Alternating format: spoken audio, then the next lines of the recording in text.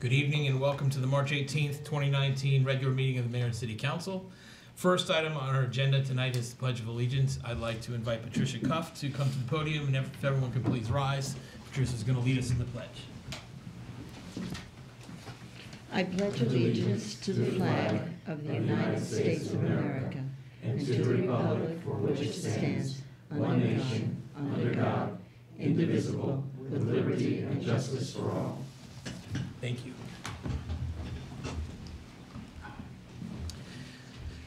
Next item on our agenda is reflection. I'd like to call for a moment of silence, please.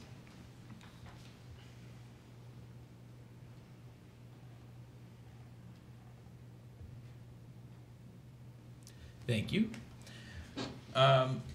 Next, we have approval of minutes. Tonight, we have 3 sets of minutes before us to approve.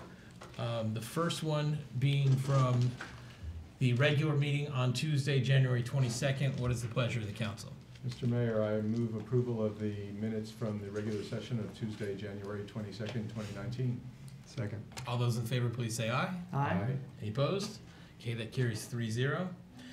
Next, we have the meeting, minutes from the regular session on February 4th. What's the pleasure of the council? Mr. Mayor, I'll move the minutes of the meeting from regular meeting of the Mayor and Council on February 4th. Second. All those in favor, please say aye. Aye. Aye. Any opposed? Say nay. One abstention. And 1 abstention. So that carries 2-0 with 1 abstention. Councilmember Spiegel. Next, we have the minutes from the regular session on February 19th. What is the pleasure of the council? Mr. Mayor, I'll move the minutes from the regular meeting of the Mayor and Council on February 19th. Second. All those in favor, please say aye. Aye. Any opposed? Okay, that carries 3-0. Next, we have appointments, a couple different groups of appointments. The first, we have 2 reappointments for the Animal Control Board. What's the pleasure of the council? I'll move resolution of the council confirming the mayor's appointments to the Animal Control Board, 3-year terms. These are reappointments to Virginia Joel, the public at large representative, term to expire February 2022. And Victor Katz, the veterinary representative, his term also to expire in February 2022. Second. All those in favor, please say aye. Aye. Any opposed? Okay, carries 3-0. And then the next set of appointments are for Multicultural Affairs and Transportation. What's the pleasure of the council? Mr. Mayor, I'll move the resolution confirming Please. reappointments made by you to the Multicultural Affairs and Police Advisory and Transportation Committees as follows. To the Multicultural Affairs Committee for a 2-year term, reappointment of Jose Contreras, term to expire March of 2021. To the Police Advisory Committee, 2-year term to Doug Wagner, reappointment, term to expire March of 2021. And to the Transportation Committee, the reappointment of Larry Seeger for a 2-year term to expire March of 2021 as well. Second. All those in favor, please say aye. Aye. Any opposed? Okay, that carries 3-0. I don't see anybody. Is there anybody here whose name we just called for an appointment? Okay, we'll thank them when we see them. Next, we have presentations, and I'd like to invite Michelle Potter and Jim McGuire to meet me at the podium.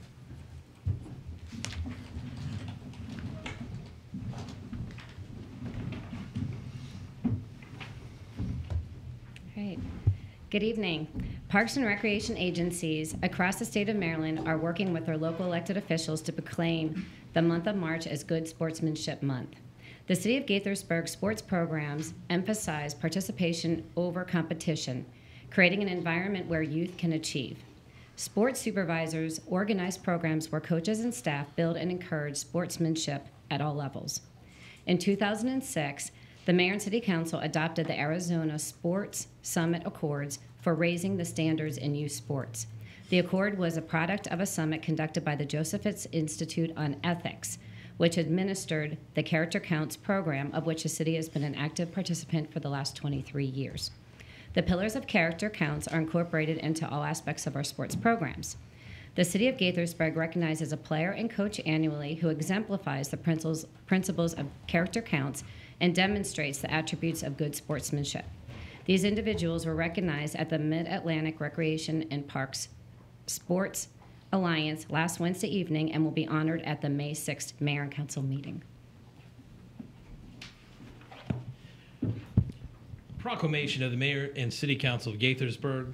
Whereas the state of Maryland recognizes that sports are a major social force that influences American culture and Maryland families, and whereas those involved in sports, including coaches, players, and fans at all levels, should promote good sportsmanship and foster the development of positive characteristics for physical fitness and positive personal growth.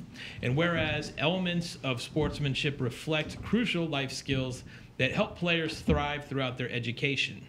A strong sense of character and collaboration can also prepare them for the workplace. And whereas sportsmanship can combat bullying and promote inclusion by providing a safe and healthy environment where players value respect, fairness, integrity, responsibility, and perseverance. And whereas fostering these qualities on the playing field can prevent harassment and reduce incidents of concussions and other injuries.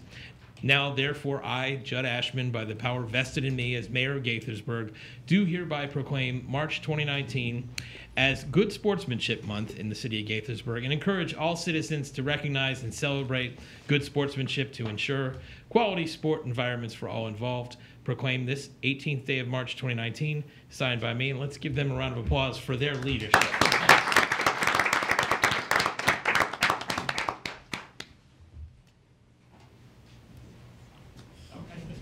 Thanks.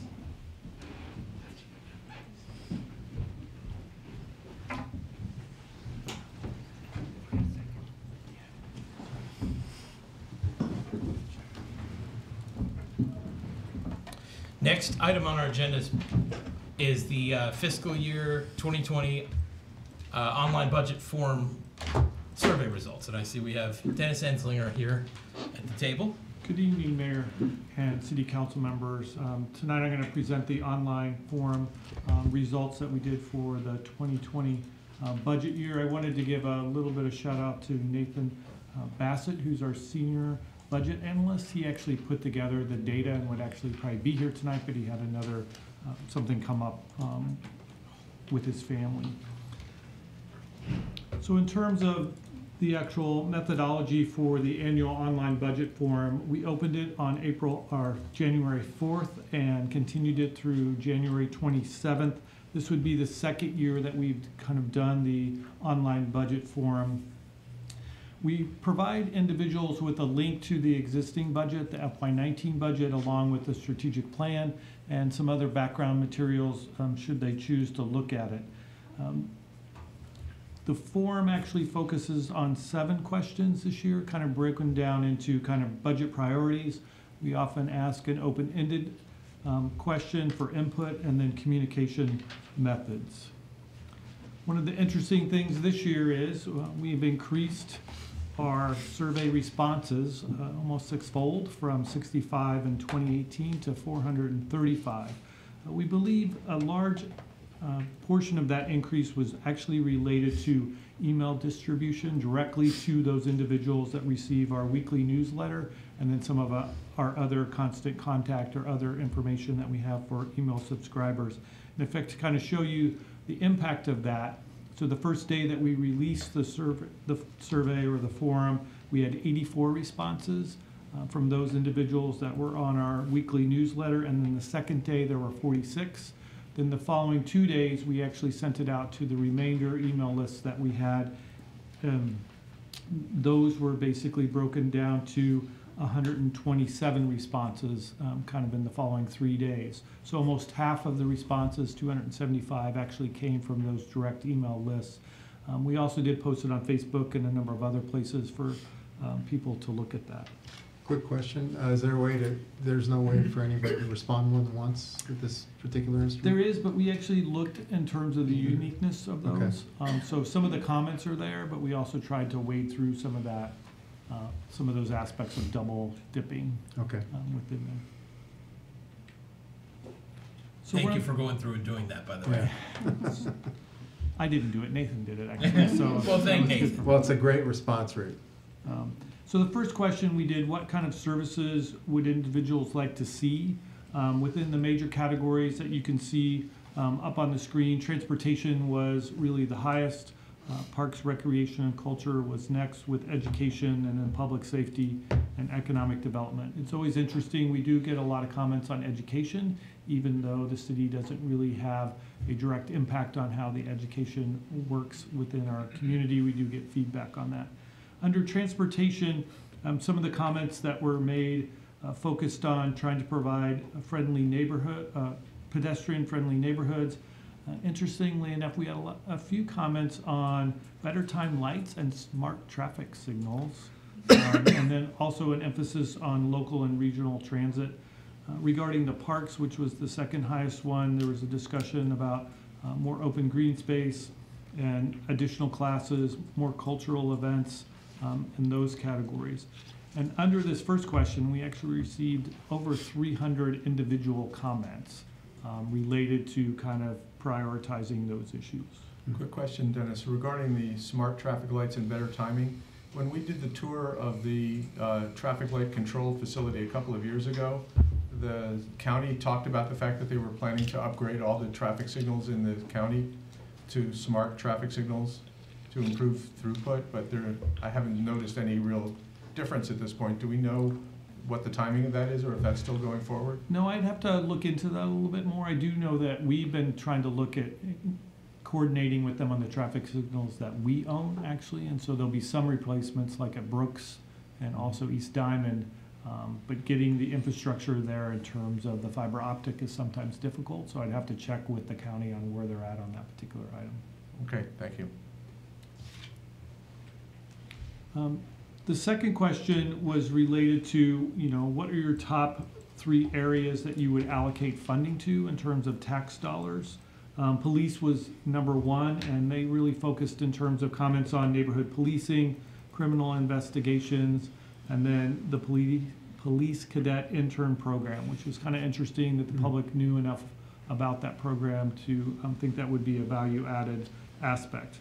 In addition, Public Works, the main comments were snow plowing, park maintenance, and then recycling collection, which is another interesting point for us because I think we're heading into a kind of a new era in recycling, given what's happening in the market, and may be needing to make some changes to that. Actually, everyone in the U.S. will probably need to make changes to that.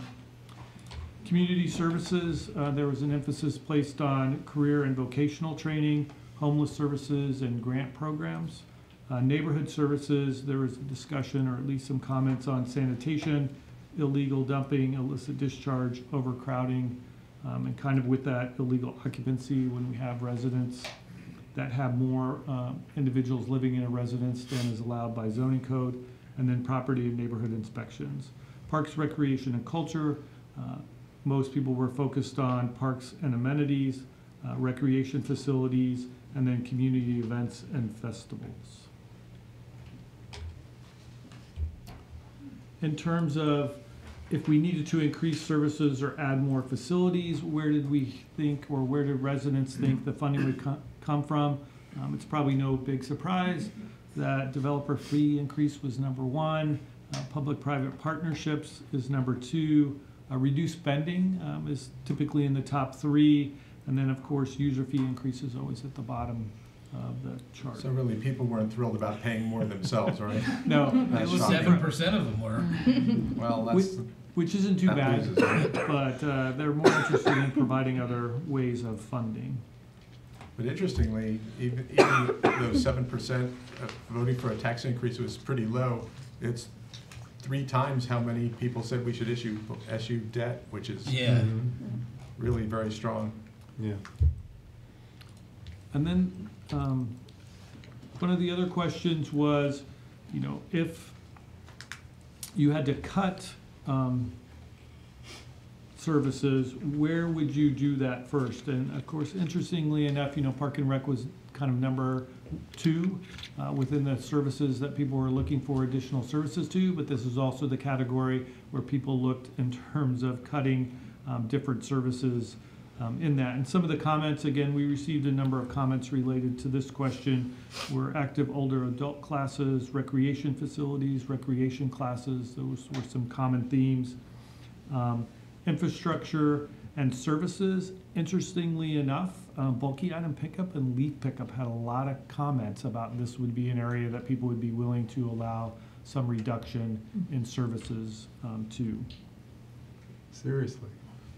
That was probably one of the most listed, bulky item and leaf pickup, And leaf pickup.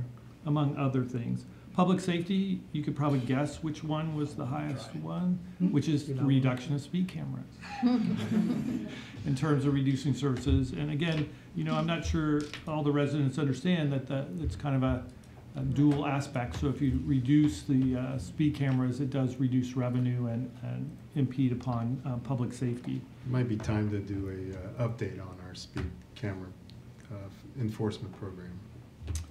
Community services was next, which talked about decreasing housing assistance, general community services, and inspection services, and some of that related back to the rental housing aspects. Interestingly enough, there's always a large portion in the other category. Some of those are as simple as free stuff. We should reduce the amount of free stuff we're giving away.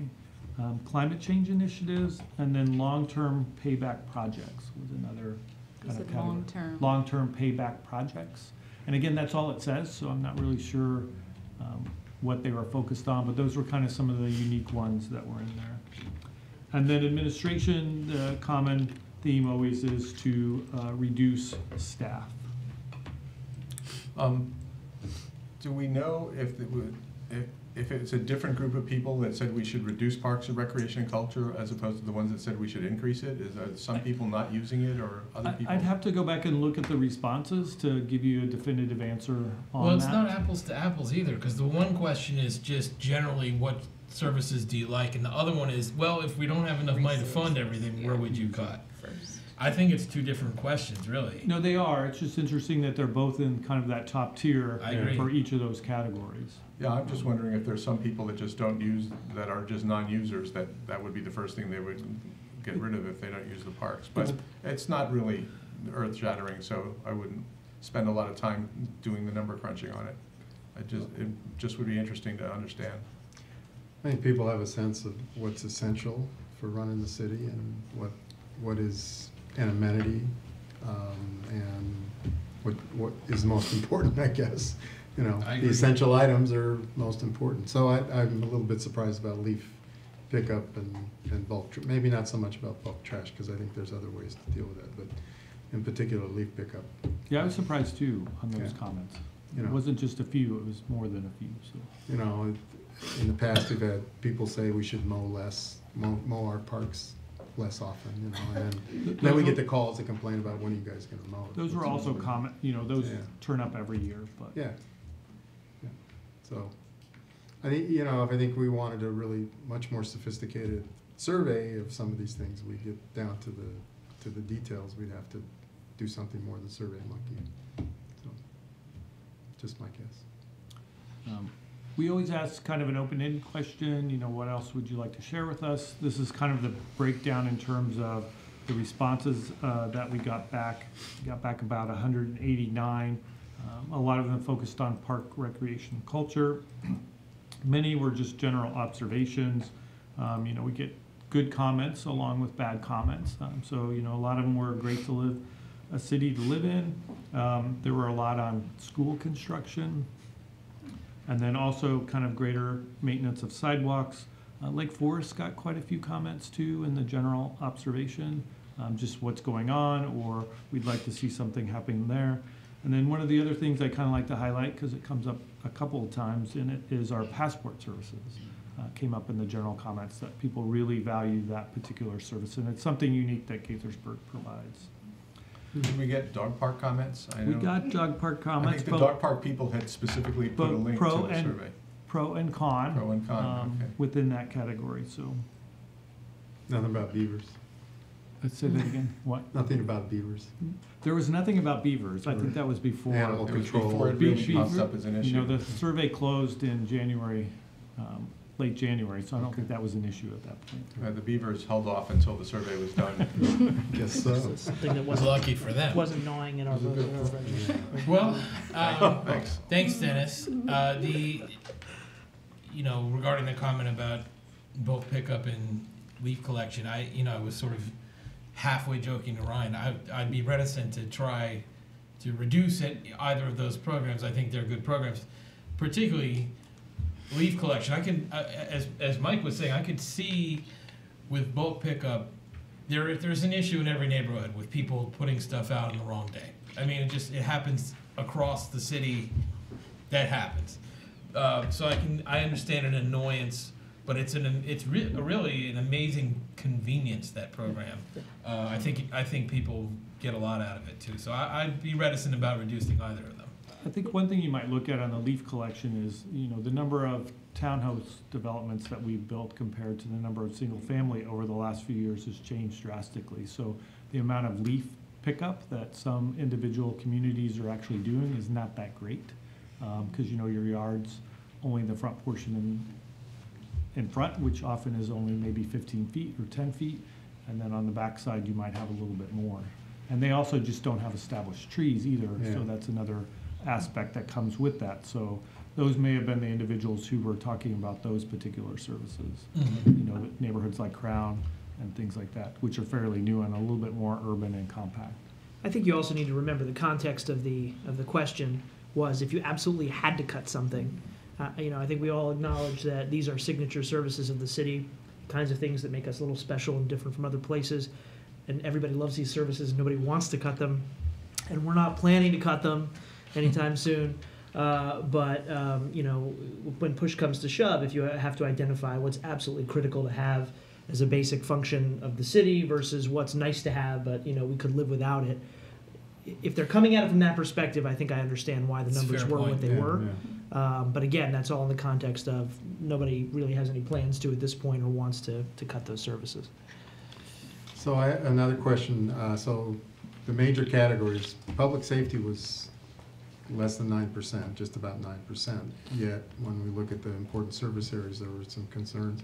I don't know if these are concerns or reflect concerns, but the response rate about neighborhood policing, criminal investigations is actually, I'm curious how that came up so high, as if, are we doing a bad job there? Is there a need, is there any way to assess who's responding to those particular items and questions? No, I think, is it pretty broad-based in terms of those issues?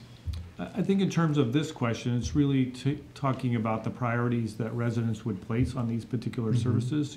So they're out of those 5 categories, they were asked to pick their top 3 in terms of services. And so police clearly is a higher priority than even public works or parks and rec from their perspective. I'm not sure it was that they thought there wasn't enough. There are comments like that, but that wasn't a general theme on any of those particular items. Any other questions or comments? Can we get a copy of some of those comments? I can provide you a copy with all the comments if you'd like them. Yeah. It's about 50 pages in total. So. Is there just a link to the?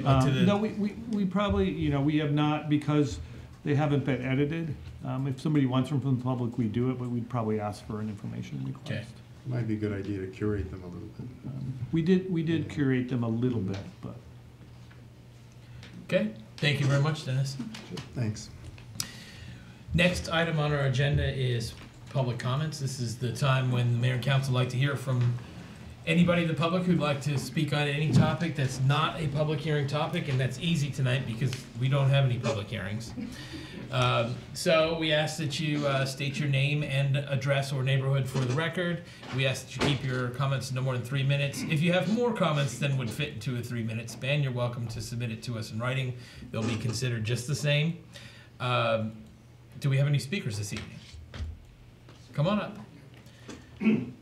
When your time's down to 30 seconds, the time will beep and turn yellow, and when it's done, it'll beep and turn red. I'll give you a visual aid here. Okay. So, and if it's okay, I'd ask if the 3 of us can be contiguous speakers, only because of the way it hangs. Sure, everyone gets 3 minutes. Go right ahead. Great. I'm Steve Whalen, and this particular topic has to do with climate change, action on climate change. I live in the Kentlands, and I'm the first of 3 speakers you'll hear urging you to endorse a major legislative step at the federal level in its action to reduce CO2 emissions in our atmosphere. We're the co-leaders of Citizens Climate Lobby here in Gaithersburg. Now, CCL is a national, nonpartisan, volunteer group which is seeking to create a political will to take positive measures on climate change. While our focus is on the federal legislators, we work at the grassroots and the grass tops level for education and mobilization to that end. After 10 years, 10 long years of visiting congressional and Senate offices multiple times a year, we finally have a bill in the House, and we'll also have one soon in the Senate. And in the House, this is H.R. 763. Now, this City Council took a significant step for Gaithersburg through its June 2017 affirmation of the principles of the Paris Climate Accords. And Mayor, you sent a couple of letters to President Trump to that end.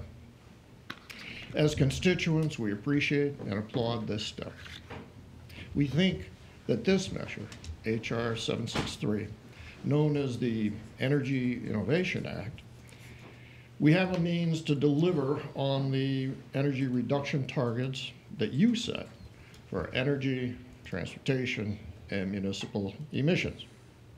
Our ask in appearing before you today is to enlist the Gaithersburg City Council as a supporter of H.R. 763.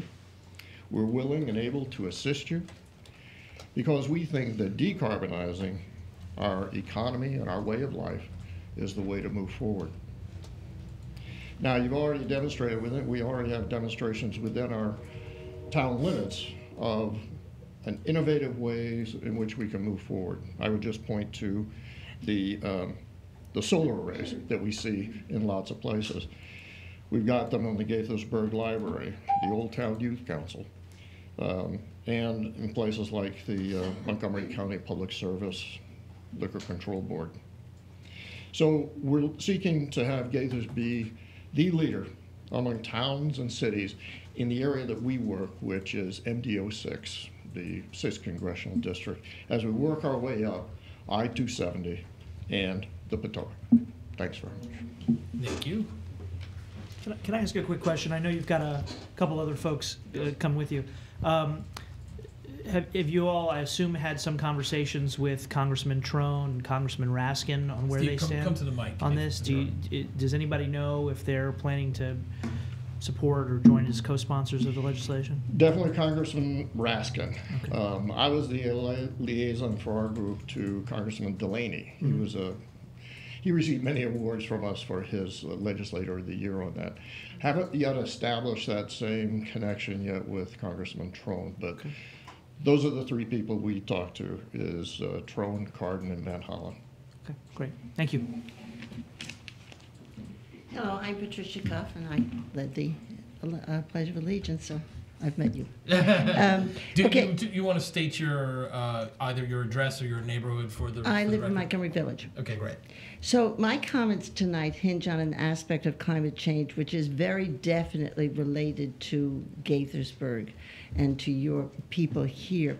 I happened to be in the metro station on Friday morning, and I noticed there were groups of students, obviously students there, little groups of teenage, looked like maybe seniors in high school.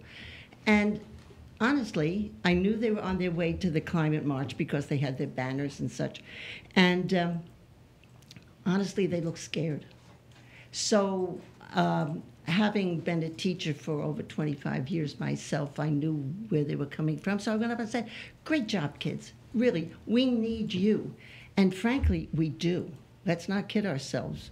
We need those kids, and we need to encourage those kids. So that's a kind of a background for what we're trying to do here. More specifically, or specifically again, part of the report from the 2018 annual report of the Maryland Commission on Climate Change They talk about the effect of climate change on infrastructure. And we have infrastructure here at Gaithersburg.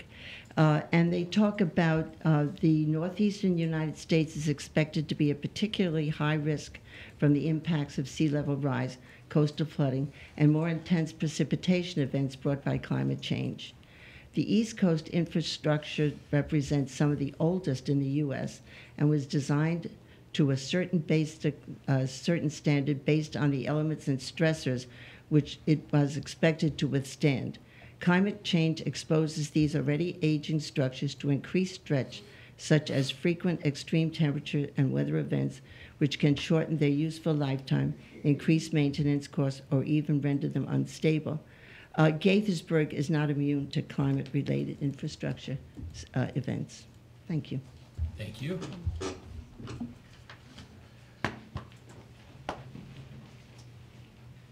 Hi, I am Becky St. John, excuse me, from Long Draft Estates.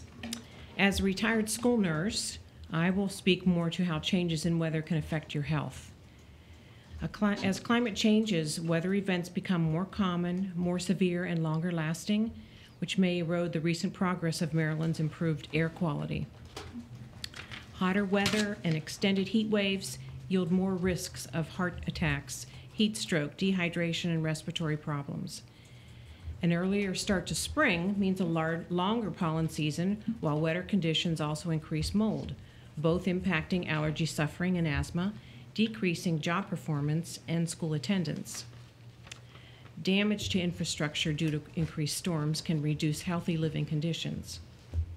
We are seeing increases in Lyme disease, West Nile virus, Zika, because of increased summer heats and shorter cold seasons that kill some vectors off. Listen to these projected numbers for negative health impacts by 2040 during extreme heat events in Maryland. Salmonella, up 28%. Hospitalization for heart attack, up 68%. Hospitalization for asthma, up 136%. These staggering statistics are from the Maryland Commission on Climate Change. It is the young and the old and the poor and the mentally ill that are most affected. But with the federal House bill, H.R. 763, or the Energy Innovation and Carbon Dividend Act, emissions would be reduced by 40% in the first 12 years. How, you might ask? By placing a fee beginning at $15 a ton and increasing yearly on fossil fuels, oil, gas, and coal as they come out of the ground or enter a port. This fee would be given back as a dividend to the American people and would be, on average, over $3,500 a year for a family of 4. What a difference that could make to so many. Might make them eligible for more medical assistance. Today we are asking that you, as our City Council body, endorse this bill so that our legislators, Mr. Trone, Van Hollen, and Cardin, will know that we have your support. And I thank you. Thank you. I'm assuming that those are the last speakers on that particular subject matter. And I'll just say, you know, ultimately it's going to be up to the council whether or not we take a position. I can say with some great assurance that everybody at this dais, and Rob Wu, who's not here, agree with the principles of reducing carbon, and that climate change is an enormous threat and danger to us and to everywhere else. Traditionally, we as a city have not gotten involved in sort of asserting the city voice in federal legislation, because there's some practical reasons that really have a lot less to do with the subject matter and more to do with the practicality of if we open up that box, then these meetings ultimately will get a lot longer, because there is a ton of federal legislation most of which, including what you're talking about, it affects Gaithersburg, but it doesn't particularly affect Gaithersburg as opposed to, distinct from every other place in the country and in the world. And so, traditionally, we haven't done that because, we don't. It doesn't affect us in a particular way, and we also don't know anything about the legislative landscape, what other bills are out there, what the politics are between with a particular bill, and numerous other reasons. So from a practical standpoint, as much as we follow it and we understand the seriousness of this issue, it's sort of outside the scope of what's practical for us to do. So we appreciate the testimony, and I'm not going to put the council members on the spot now. If they want to speak up, they're welcome to. Otherwise, they're welcome to come to me privately, and we can, if one or more wants to bring up a resolution of support, then we can do it. But I just think as a practical matter, it's a tough one for us, and it opens up a box for us in the future with all kinds of other legislation beyond this.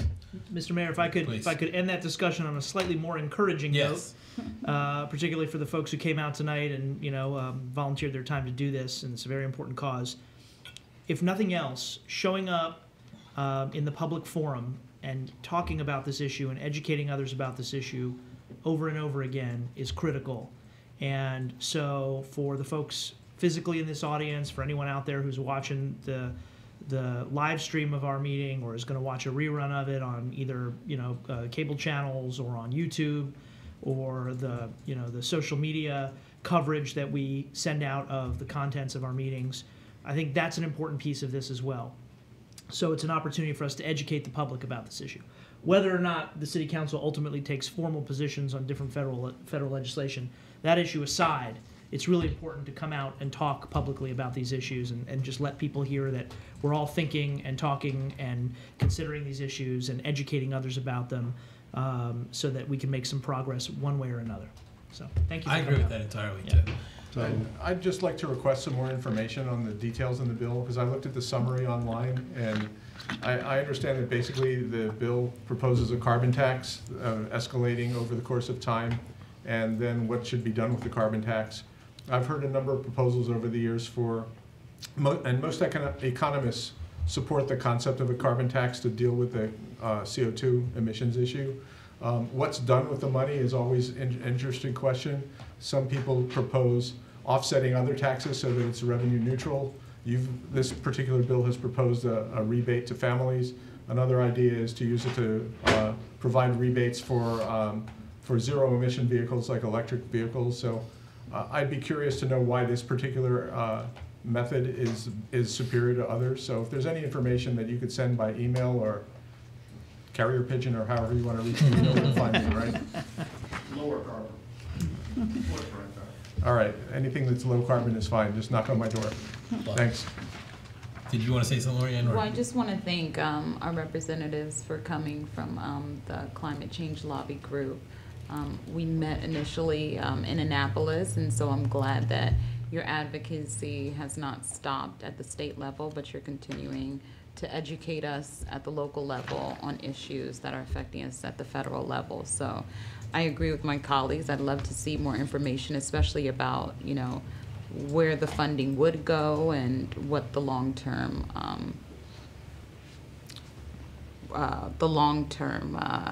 impacts of this legislation will be, and what our federal representatives are saying as well. But I'm definitely open to supporting should my colleagues see fit to do so.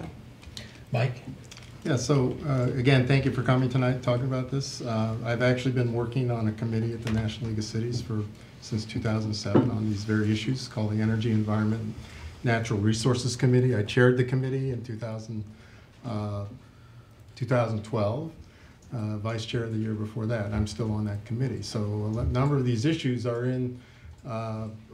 part of the national municipal policy of the National League of Cities. So that's one way that we work to promote these and advocate for these as a way to address some of these issues at a national level. The other way we do it is working through our state league as well. Some of these issues have come up in the state league, or come up at the state, and the league will advocate for them. Represents all 157 cities in the state, so there has to be a kind of a consensus about what issues are going to go forward as priorities for the state league. But we we participate in that as well.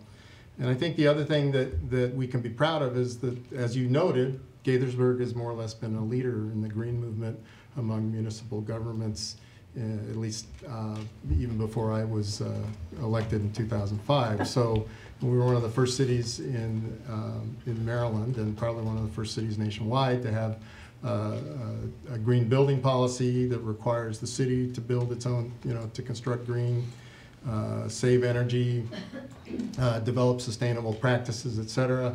We have the same building practices. We signed on to before this Paris Agreement letter that we sent last year. We were part of the Mayor Cool City, the Cool Cities Mayors Agreement, and that was in 2005. So we've done a lot of things on that. Even our stormwater prevention, our management program is part of an effort to address environmental issues and concerns. So I don't think that you're going to have to worry about how we approach things as a city and how we approach regulations that affect businesses and residents that live here.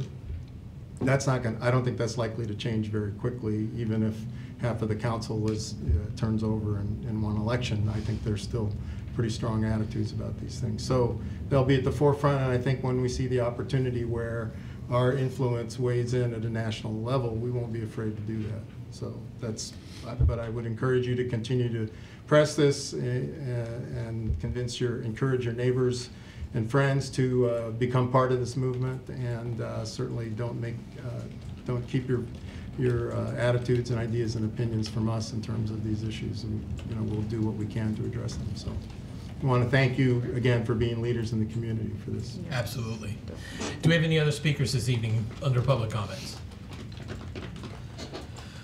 Not seeing any. Okay, then we will move on to from the mayor and city council. We're going to start with council member Sales.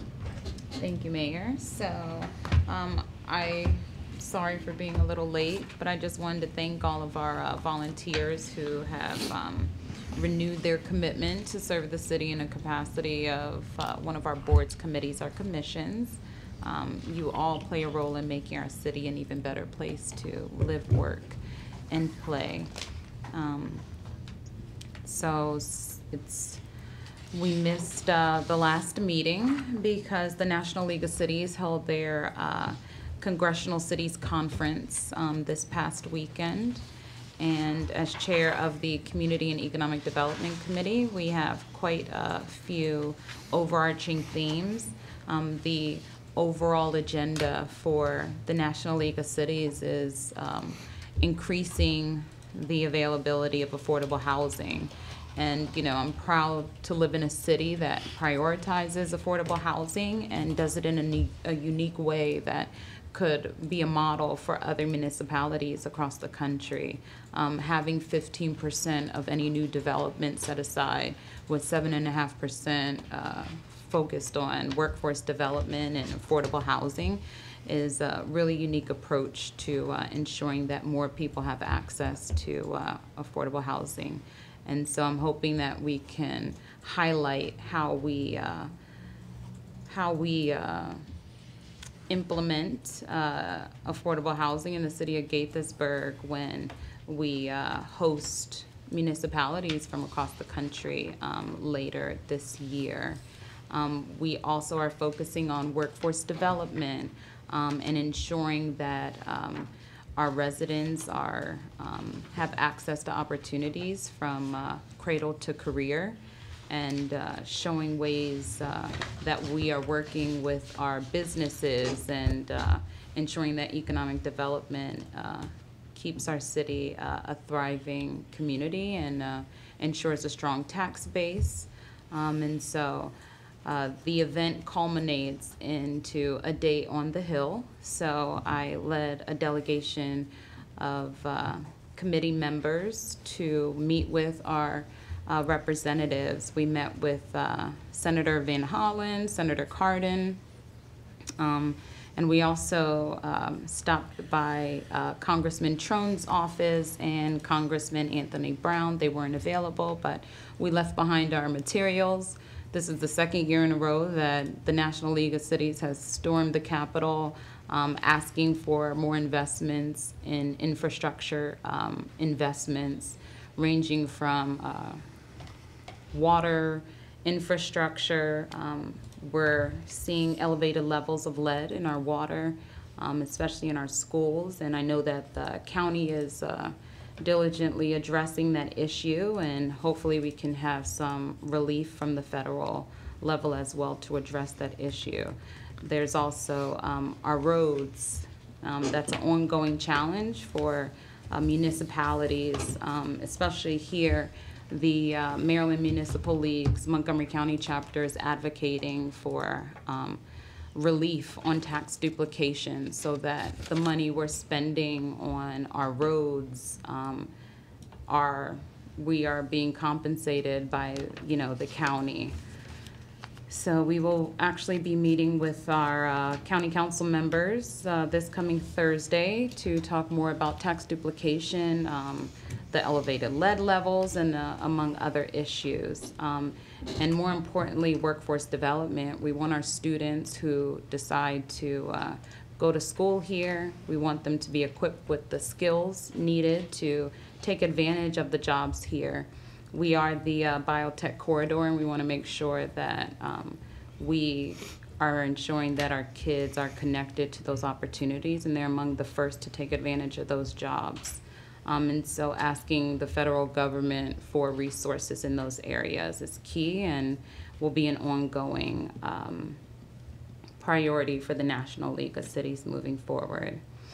I also had the pleasure of attending an event on behalf of the Metropolitan Washington Council of Governments, Accelerating Green Infrastructure Investments in Cities, where I joined other municipal leaders to learn how to identify and showcase green infrastructure projects so that investors can accelerate financing, investing in those projects in our community. And so I'm glad that we have residents who want to see more investments in infrastructure given the effects of climate change. And so we'll be watching this closely, and hopefully Gaithersburg will be a more attractive and viable option for investors to do some innovative projects here in the city.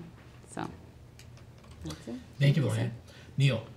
All right, so let me highlight a couple of events that took place recently. First of all, the St. Patrick's Day Parade was always a fun time. Very happy that it was a lot warmer this year than the last couple of years. Really nice turnout, nice crowd. Really very happy with the event. And if you missed it, we'll be there again next year at the Rio Center. Also, on a more somber note, actually, there was an interfaith vigil held because of the Christchurch massacre down at the Islamic temple down in New Zealand, at the Islamic Center of Maryland off Woodfield Road, where leaders from the county council and the county executive and many other elected officials and lots of religious leaders from all religions, from Islam, from Judaism, from various Christian and other groups were there to show their solidarity and support and share the love and share the condolences and grief for the horrible event that took place down in New Zealand. So it's times like this we've got to stand together, because these things are just, just terrible and almost incomprehensible that somebody could do something like that. I mean, it's a great act of cowardice, I think, walking into a place of peace where you know that people are just celebrating their religion and are unarmed and peaceful, and coming in with a weapon and intent to do violence. It's just incomprehensible to me. I guess it's the world we live in, but we've got to stand together. Let's see, the Gaithersburg Youth Ambassadors, we had our first kind of council in the communities, except we usually do it at homeowners associations with adult residents. This time we did it with a group of teenagers who are our Youth Ambassador Corps at the Robertson Park Youth Center. It was a really nice event. Kids had a lot of questions, mostly asking for more basketball courts and things along those lines, but they're kids. It was still good to get out and meet with them and have a dialogue. Attended and participated in a couple of transportation events. The Suburban Maryland Transportation Alliance held an event, their monthly breakfast event, where the companies that do the public-private partnerships, these are the private partners who actually build and operate the toll roads, gave a number of presentations talking about how these roads work, why they're effective, what they cost, who takes the risk, and so on and so forth. So I thought it was very informative to really understand the nuts and bolts of how they're working in Virginia, Texas, and other parts of the country. Following on that, the nonprofit group called Do the Most Good held a forum called 21st Century Transportation Solutions last Saturday. I was one of the 5 panelists who gave presentations and talked about transportation options, and there were many different opinions. I'll give you the very quick summary of my point. I had a conversation some years ago with an elected official who, after we got into the conversation about transportation, looked at me and said, "Are you a roads person or are you a transit person?" And I said, "I'm just I want to get there without a hassle person." I didn't understand that you had to pick one side or the other. And after being a member of the Transportation Planning Board and working on and examining the data for quite some time, I think the answer for transportation is we need all of the above, and we need to think about how to do it smarter. I think that there are a lot of people that are transit advocates who drive their car everywhere and seem to want everybody else to ride the bus. That's probably not the fairest position that I've ever heard, but I had one elected official, actually the same one, who told me that he had 170,000 miles on his car and he recommended that model of car. I think with 170,000 miles, you're not taking the bus everywhere. But we're spending 2/3 of the transportation money in this region every year on transit, and only 7% of the riders take transit. So if we want better transit, we need to do it differently and smarter. And I think the governor's plan to widen the highway is problematic in some ways, but at least the toll lanes are going to be free to use for buses, so maybe we can get some more transit out of the plan as well. So anyway, to be continued. You'll hear more from transportation from me, whether you like it or not. Finally, attended the monthly Leadership Montgomery session last month, which was focusing on invisible communities. A lot of it was on communities of color that have been here since the days when they were slaves on local plantations. Honestly, I didn't grow up in Maryland, so I don't know enough about Maryland history to understand that this was a slave state and there were slaves and plantations here, and there are many people living in the area who were descendants of the people who were brought here against their will and have built their own communities that exist. And we visited the one on the Pleasant View community over on Route 28 right near Kentland. So it was very eye-opening and informative, and we had some great discussions about what that all meant to the people that are their descendants. So another great event from Leadership Montgomery, and I'll be sad when our 9 months of the program is over, but it's been a great experience. That's it for me. Thanks. Thanks, Neil. Ryan. Thank you. Along with Lorianne, I also attended the National League of Cities Spring Conference in D.C. last week. Also, Mike Sesma was there, and I believe Tony Tomasello was there. Anybody else from the city? I think that was it, right? Yeah. Always a good opportunity to share ideas with elected officials and appointed officials from municipalities around the country. Lorianne already gave a pretty good overview of the focus on infrastructure investment, our advocacy at the federal level for that. Fortunately, our federal delegation here in Maryland and Montgomery County is generally very supportive of a lot of our agenda through NLC and through MML and the city's individual agenda as well. So that's a good thing.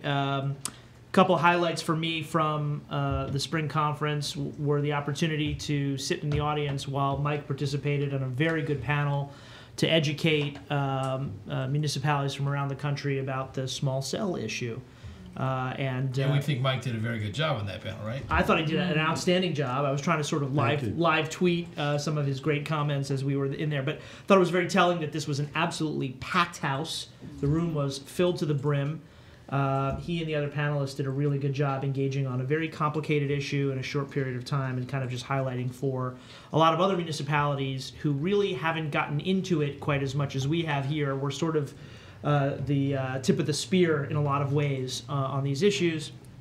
And so it was a great opportunity to kind of share our lessons learned from Gaithersburg, and also highlight Gaithersburg just as a city and a lot of the good things we're doing as part of that panel. Another panel I attended was a summary of Supreme Court decisions, recent decisions, and decisions that may be coming down the road in the next year or two from the Supreme Court that could affect municipalities, constitutional issues like First Amendment questions, other issues of federal preemption of municipal authority, and that was a really good discussion as well. One of the interesting projects that NLC has teamed up with the Maryland Municipal League to engage in is to create a first-of-its-kind summit for young municipal leaders that's coming up in May. It's actually going to be held in Rockville, just down the road, and we're inviting both elected and appointed municipal officials from around the state, 40 and under, to come and convene and have a really good seminar session and discussion. We're going to have some cool guest speakers. We're going to have an opportunity to interact and kind of build a network because we've seen a lot of turnover in municipal officials over the last several years. Not a bad thing. It's actually a good thing to see a lot of younger blood and energy coming into municipal government. And we want to make sure that those folks have a good platform to build their own networks, to connect to institutions that can support their work, and to each other.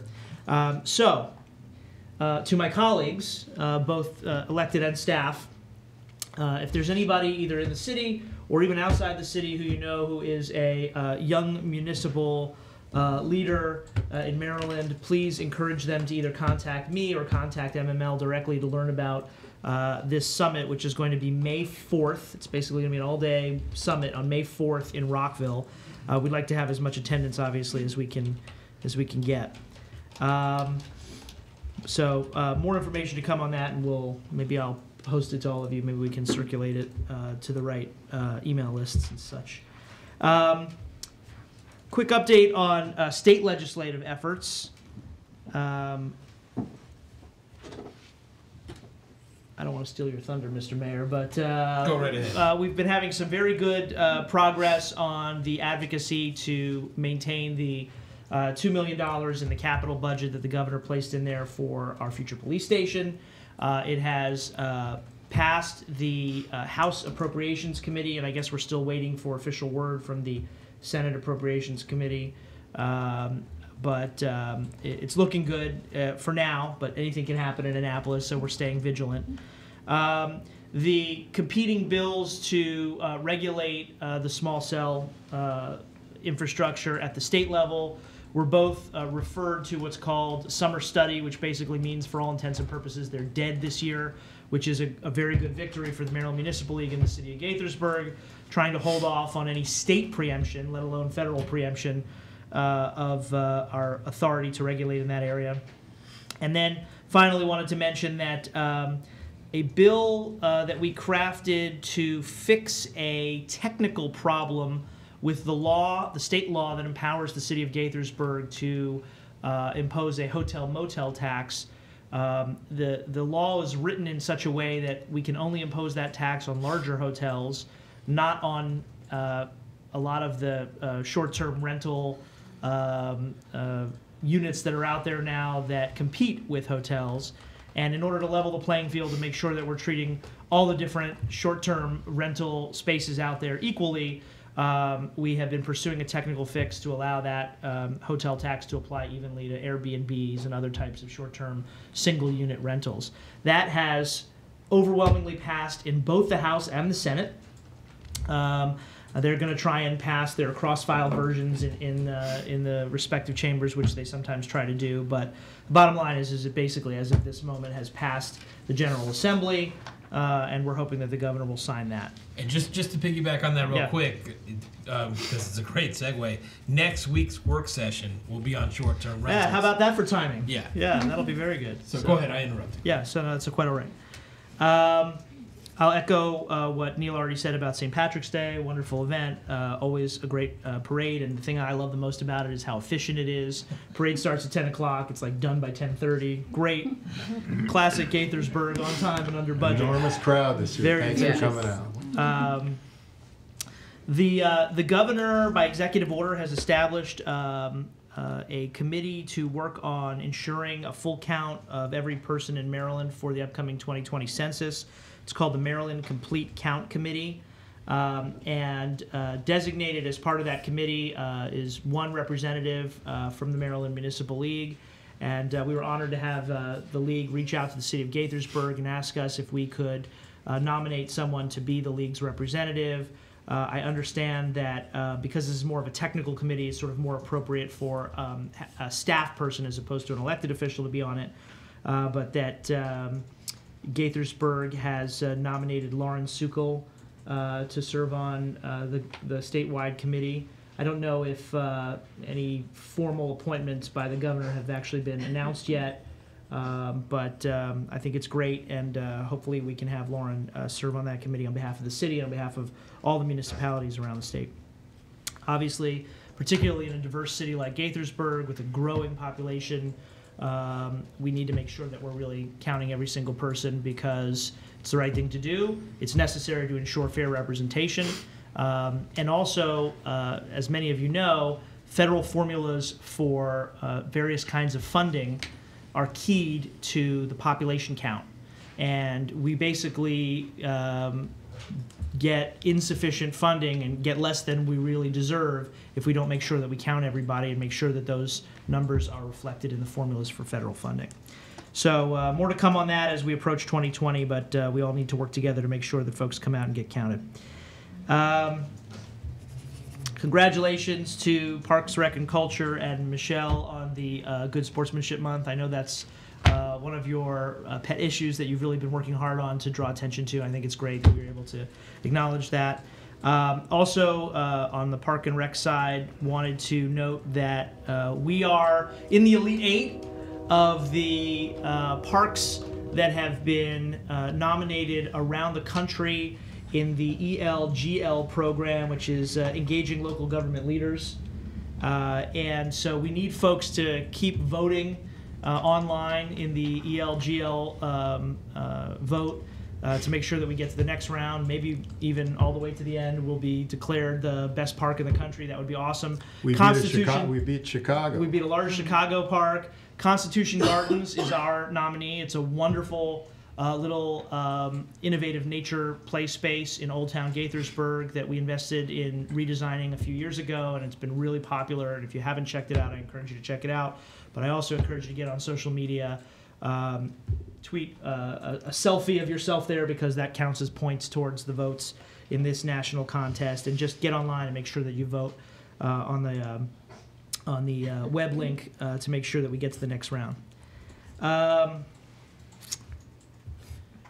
What else? I wanted to mention, and I've been talking with a couple of my colleagues about this over the last few weeks, as we approach, as we're really getting into tonight, budget season, some questions have arisen recently about how to most fairly allocate the funding for the mayor and city council's own expenses. We have a bucket item in our city budget, it's relatively small compared to the rest of the budget, for things like mayor and council trainings, travel for conferences. Personally, I think the return on investment for these kinds of things is tremendous for our city. We've managed to get a lot out of it over the years. But it's time that as we grow and become a bigger and sort of more established city with a more complicated budget, to set some clearer rules for ourselves about what we should be using this money for and how it should be allocated among the mayor and council members. So in the coming weeks, we're going to be presenting a draft policy, a written policy, to talk about how to guide us in taking that bucket and using it most efficiently among the mayor and all the council members so that we can get what's fair, but what also is a good bang for our buck for us to bring back training, education, and resources for the city. So stay tuned on that. And then finally, March Madness, go Terps. I understand the mayor's going to be having his bracket picks on a video coming out soon. Tomorrow, looking forward to that. For anybody who's celebrating the holiday of Purim this week, happy Purim. And it's the mayor's birthday tomorrow. So happy birthday, Mayor. Thank you. Happy birthday. That's You all I don't got look a today. day over Thank you. 50. Jack. Thank you so much. All right. For the record, I'm turning 48, so that was a dig. That was some shade there. No. Shade? Yeah, okay. Just to use piggyback that one more word time on anymore. what Ryan said, for fun, the past few years we've done the mayor's bracket challenge. We open it up. It's like we have a league on CBS Sportsline or something where anybody can join. So we'll encourage people, residents, staff, whoever wants to can join the league and see if they can beat me in bracket challenge this year. Okay. Mike, Is it my turn? Are It you is. really done, Ryan? Hey, we all have a lot to say. throwing shade to everyone up here. You got something for Neil and I gave you a shout out as Well, part of my You comments. did. Well, I can thank take you it for the back. shout I'll out. take I it back. appreciate that. So I'll just review a couple other things from the Congressional City Conference and National League of Cities. It was a great conference. I think this might be one of the best ones I've attended since I started in 2007. I think the major topics are topics that have already been touched upon, but I want to go over them again. Infrastructure is a big issue for every city in the United States. How we're going to deal with that at the local, state, and federal level is a big issue. And the other issue that's rearing its head everywhere in every city that I can think of is the affordable housing problem, crisis, challenge, and certainly we've tried to address that, but I think every city is looking for new ways and creative and innovative ways to address that issue, so that everybody has a place to live and that they can afford, that they're able to contribute to the community and feel safe and secure in that community. And then finally, again, a complete count on the census. It's a serious issue for every municipal government, every county government, and every state government. There are certainly some concerns about a new item that was added to the census this year, and there's a court challenge that hopefully the Supreme Court will address in favor of actually getting a complete count, and that's the citizenship question that the administration wants to place on the census. So I think the league and most state leagues have also participated in friend of the court briefs on this as well. So the danger is we're not going to get a complete count. I think the Constitution says you have to enumerate everybody that lives in your city, town, village, state, etc. So this could actually prevent that. The panel that I sat on that Ryan told you about was a great panel. I was actually the one representing the perspective of city government, municipal government, and how we deal with the challenge of the new FCC regulations and allowing small cell infrastructure to be built within communities in different parts of your community. So I think the important message there was for municipalities to be prepared and to not wait for things to happen, but to be proactive and go ahead and develop those plans and regulations, and work with the industry and work with the residents and businesses as well to address these issues. So the best thing that kind of and I was able to share the news at that time that at least in the House of Delegates we had blocked the preemption bill and so that it would go to summer study. So we had a reprieve from that. And then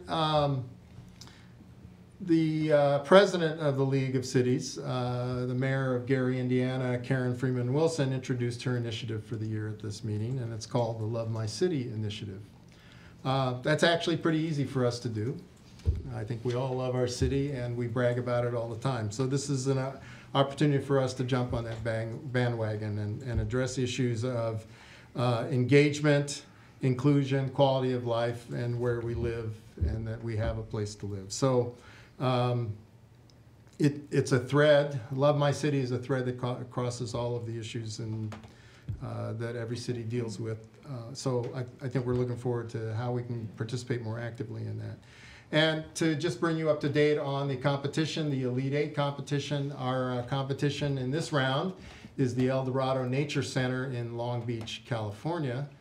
I haven't been there, but I'm trying to figure out where this picture is in Long Beach. I've never seen that kind of geography in Long Beach. So I'm looking at the website. But anyway, you can go to the elgl.org /Gaithersburg-Long Beach to register your vote and to learn a little bit more about the parks that are competing.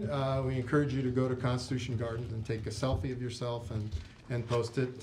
Ryan's selfie today was actually posted on their website, so link to it. I didn't know that. So Sweet. that's the best park competition. We're going strong. We already beat a really nice park in Chicago. That's a pretty big city, right?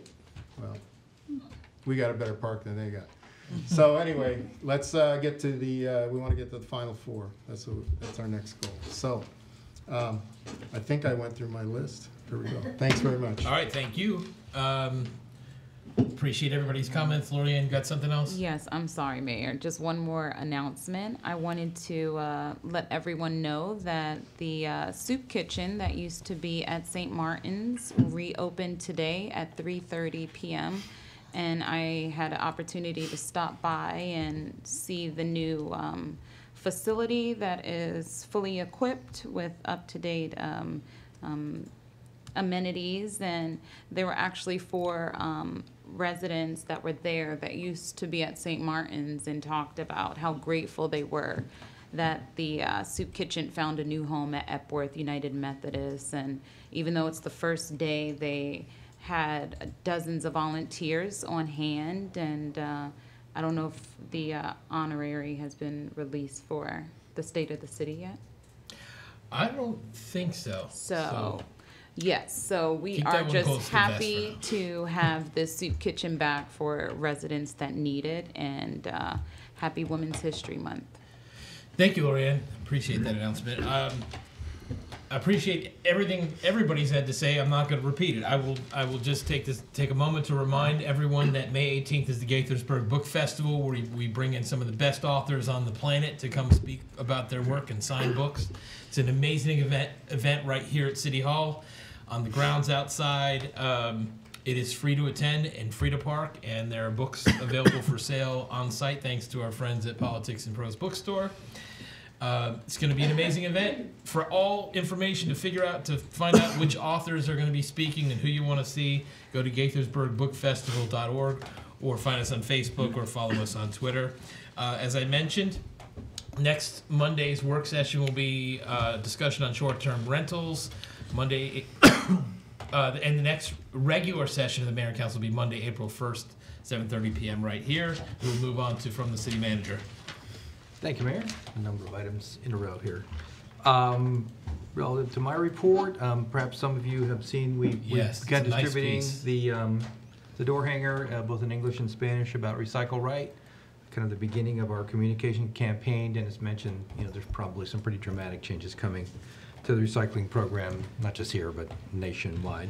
Staff did a really nice job putting that piece together. Yeah, it did, and they did it really quickly and got it done. We ended up actually placing it with city staff, the contractor.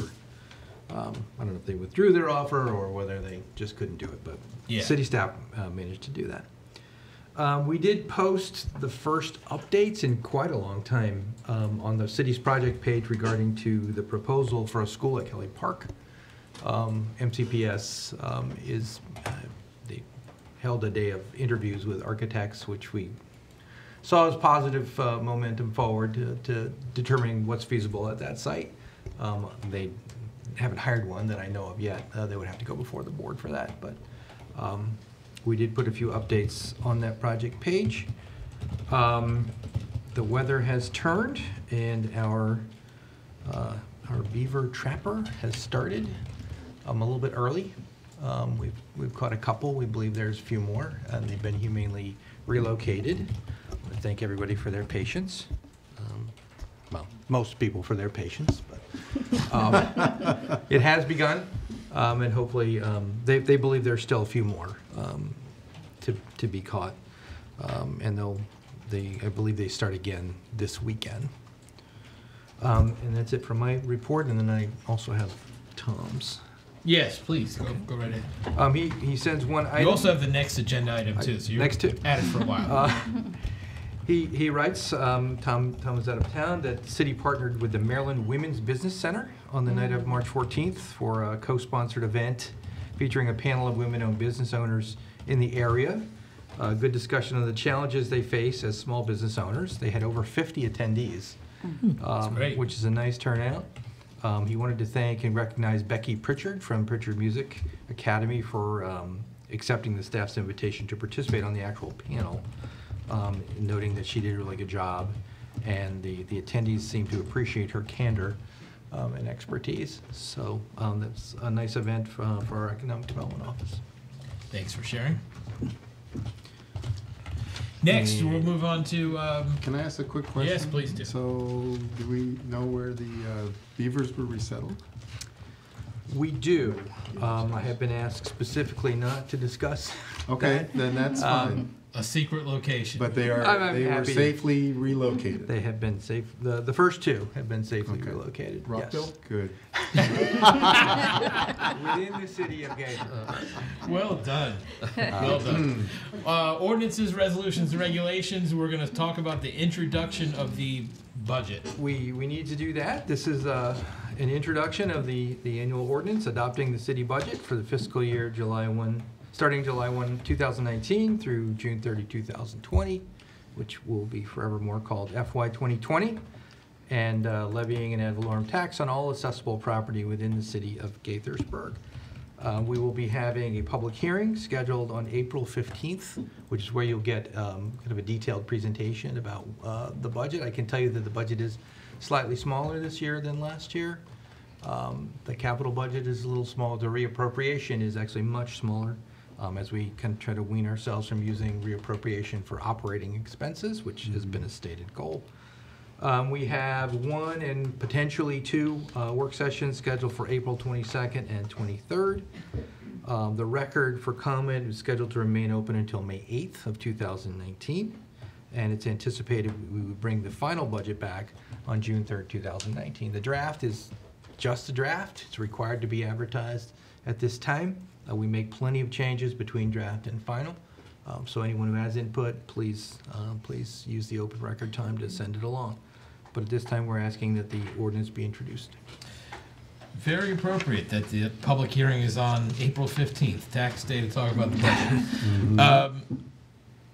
Again, this is an introduction just to get us to public hearing. Any questions or comments, or would someone like to move the... So I'd like to make a quick comment, and just following up on what you said, Tony. I mean, we'd had some discussions over the course of the last few months about the capital budget, and it just looked like the trend in recent years was that we were putting a lot of money into capital projects. Particularly currently we have the police station and the Consumer Product Safety Park and some others. It seemed like we were maybe going a little bit beyond what we should be, and the fact that the current draft, the high-level draft that we're looking at here, scales that back and is much more sustainable from a fiscal point of view is exactly what I was hoping to see. So I'm glad. I think it's definitely a step in the right direction for us.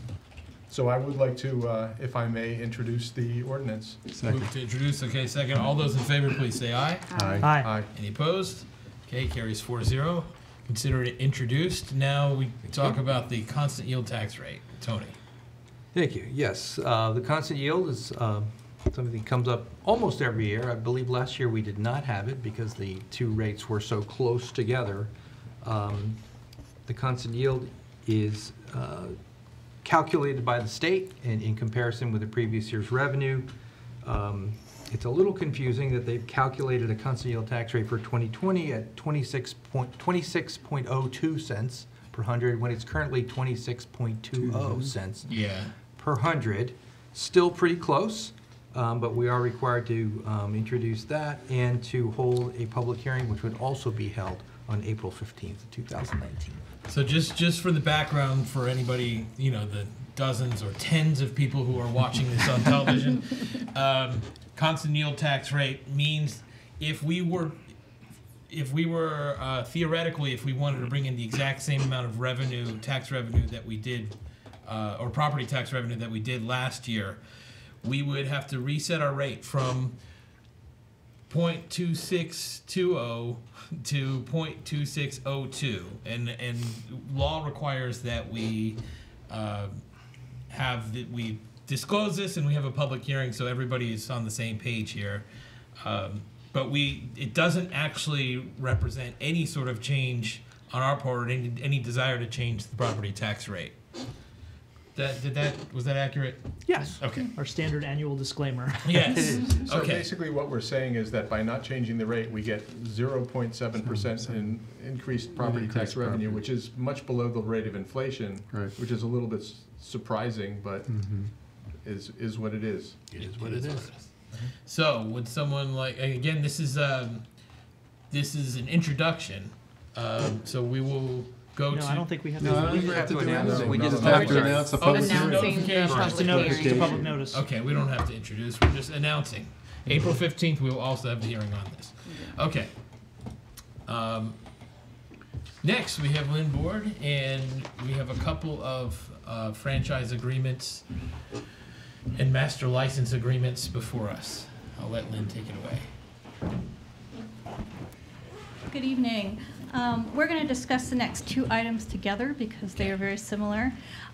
We have two resolutions before you to authorize the city manager to negotiate and execute franchise agreements and master license agreements.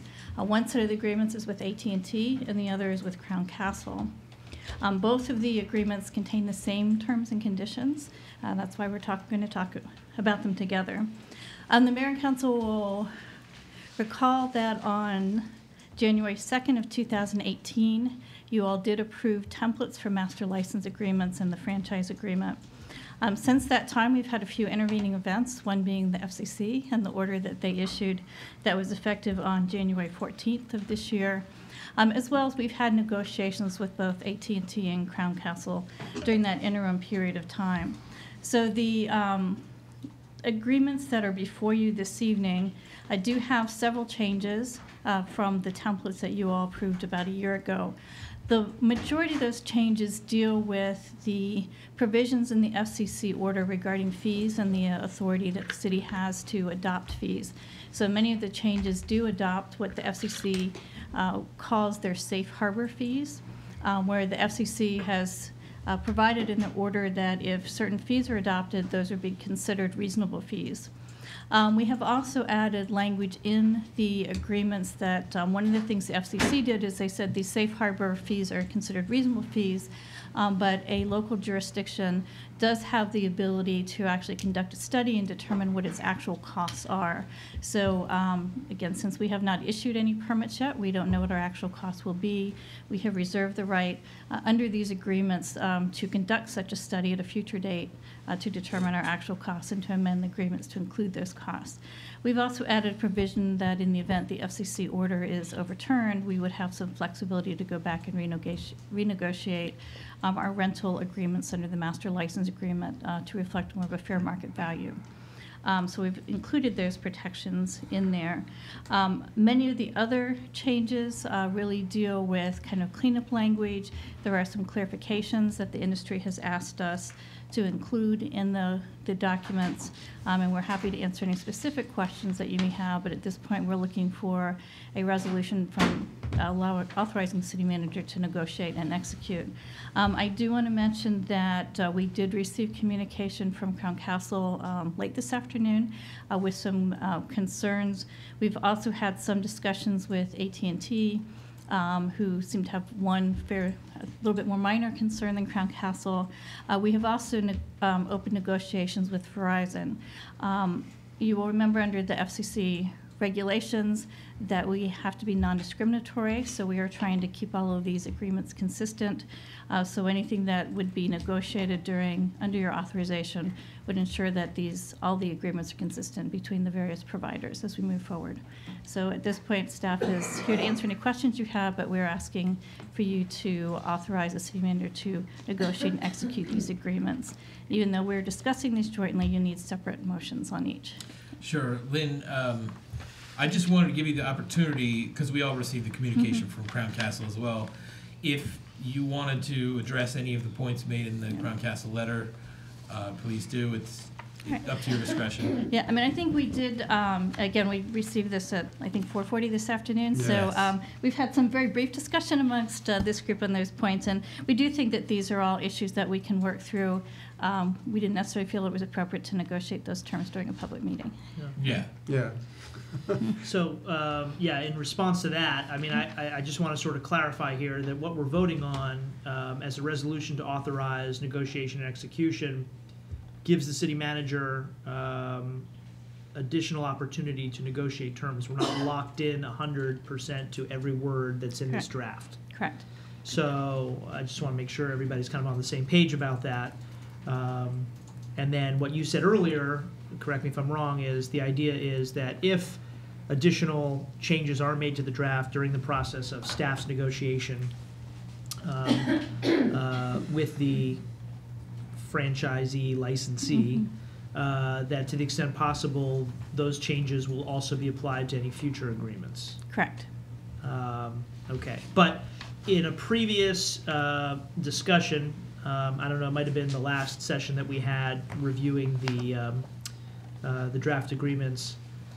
Correct me if I'm wrong, Lynn. I got the impression that even though we have to treat everybody the same, and you know we can't discriminate between one licensee and another licensee, if there are very minor deviations between one agreement and one licensee's agreement and another licensee's agreement, we could theoretically still be within the realm of treating everybody fairly? Yes, correct. Okay, all right. So they don't necessarily have to be Identical. absolutely Yeah. identical verbatim. Correct. Okay. All right. The only comment I had, you know, which I mean, I understand this is a lot of content and a lot of work, and it's drawn an incredible amount of time and energy from city attorney's office and from other staff, is that there's probably a little teeny bit of grammatical wordsmithing that could be cleaned up in the drafts that I saw that were included in the packet. To the extent there's an opportunity to do that, great, but I don't want everybody to kill each other or kill themselves doing those kinds of things. Or each other. Or each other, right. But kill themselves doing those kinds of things. But, you know, just reading it with a very super critical eye, you know, there were a couple places where the grammar of some of the language could be cleaned up a little bit. And I think we realized there were a lot of different red line versions that went Yeah. back and forth, so I think sometimes when you accept all those changes that you do. Right, you get a See few some of little the articles that grammatical, disappear, you know, Yeah. like the ofs and the thes and the Sure. things like that that sometimes disappear when you have many cooks in the kitchen. So that was the only comment that I had, and given that the resolution on the table, or the two resolutions, still provide for some wiggle room for additional negotiation, and this isn't the rubber stamping of a final draft. I agree that any further negotiation on the issues raised by Crown Castle or any other applicant should be negotiated, not in a public meeting. And then we won't need to approve the final executed version because we would be giving authority at this point to negotiate and execute. That was what was proposed in the resolutions that are before you this evening. Certainly, if the council is more comfortable, we could have the resolutions be to negotiate and bring them back for execution at a later date. It's really within the discretion of the council of how you'd like to handle that. It's up to the council, but in my opinion, it should be we should authorize negotiation and execution here. I think I'm okay with that. Yeah. How other people feel, but I think I'm okay with that. Yeah, and I mean, certainly, and I won't speak for I the don't city know if manager, it's but I know if we come up with initially. big stumbling blocks, we would certainly bring this back to you anyway. Okay. I'm just thinking because this is new, if this is something, maybe the first couple of agreements, do we want to bring it back at least? I mean, we do that with our procurement agreements just to get an overview of any challenges or that we're going into a procurement agreement. So I don't know if we want to, since this is new for us, to initially discuss. Up to you guys. Come back. I think we've been updated on a regular basis by staff on the status of this and the changes I'm comfortable where we are. Maybe I'm not 100% happy with where we are, but it is what it is. I think we have to keep moving forward.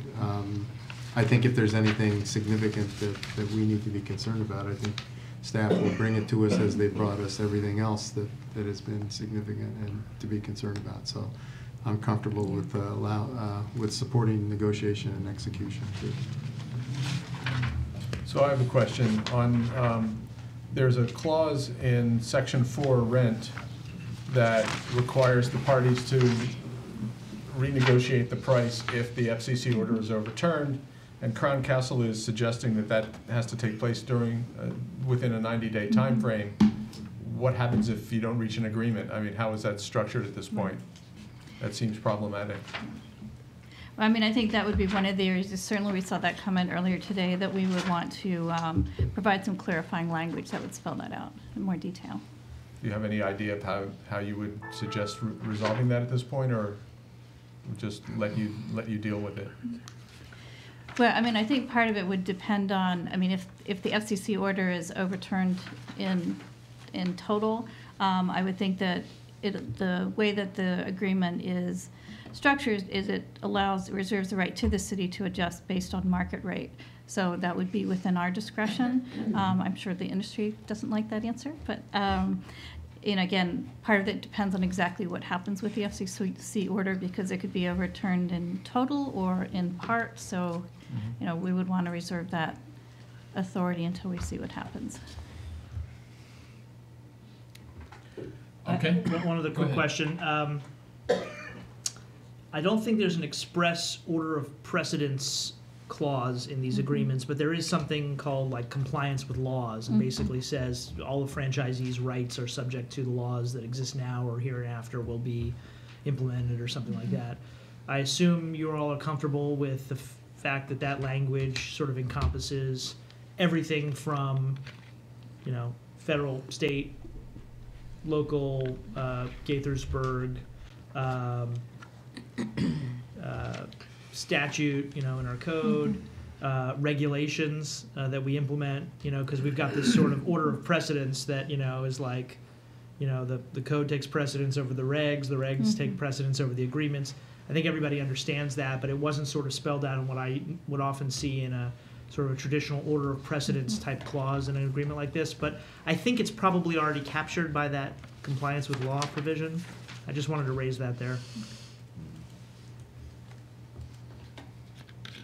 Excellent in the weeds legal question. Well done. Any other questions, or would someone? We have two. We got to vote on these separately. So the first is the AT&T. I'll move the resolution authorizing the city manager to negotiate and execute a franchise agreement and master license agreement with AT&T. Second. All those in favor, please say aye. Aye. Aye. Any opposed? Okay, that carries 4-0. Next is the Crown Castle.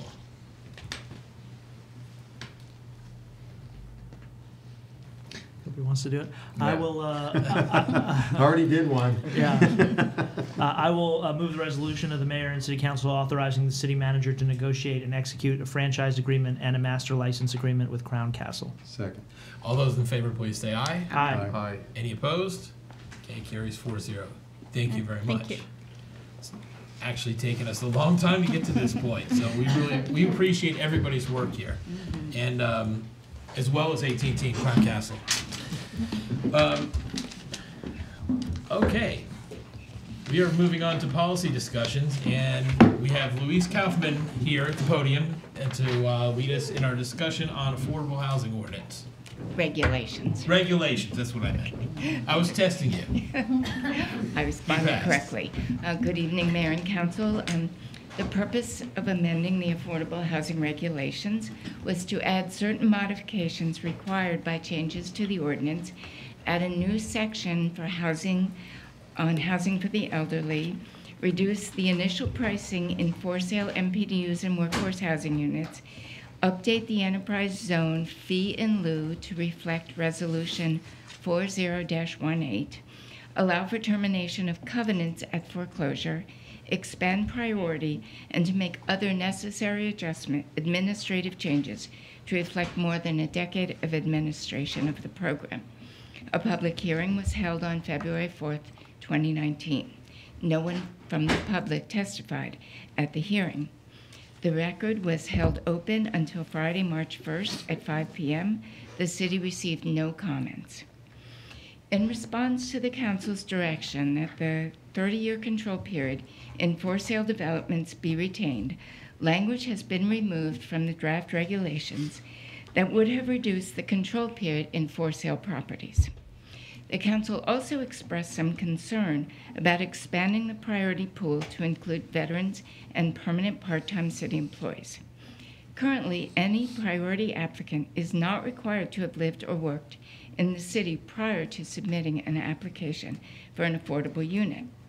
As with other applicants seeking an affordable unit, staff is now recommending that priority populations must also have lived or worked in the city for at least 365 days before submitting an application for an MPDU. Although that modification was not requested by the council, we believe that it reflects your concerns. And so that change has been made to the draft regulations, so that any applicant, either a priority applicant or any applicant, must have lived or worked in the city for at least 1 year prior to submitting an application for an MPDU or workforce housing units. The attachments include the revised draft ordinance, draft resolution, and regulations, which are before you tonight for discussion and final action. Thank you, Louise. Yeah. This is policy discussion. I want to thank Louise and all staff who've worked on this to get us where we've gotten. We recognize that there is no sort of perfect way. We haven't stumbled on the perfect way to approach the very serious challenge of affordable housing in Gaithersburg, a challenge that impacts the whole region dramatically. And it's our goal to try to hone our ordinance to get it as perfect as we can make it. And I think some of the change. I think the changes that I think we're going in the right direction with these changes. I wouldn't say I don't have the expectation that this will be perfect. I think we'll continue trying to evolve this thing into something that's even better. But I think we're going in the right direction. I'll start with Mike here. So, I think some of our objectives when we started this was to develop an inventory and make sure that we could maintain and sustain an inventory over a period of time. I think that was, clearly that's one of the reasons we instituted the 30-year requirement, that it be retained as part of the whole approach or model that we're using. I think making sure that city employees could afford to live here.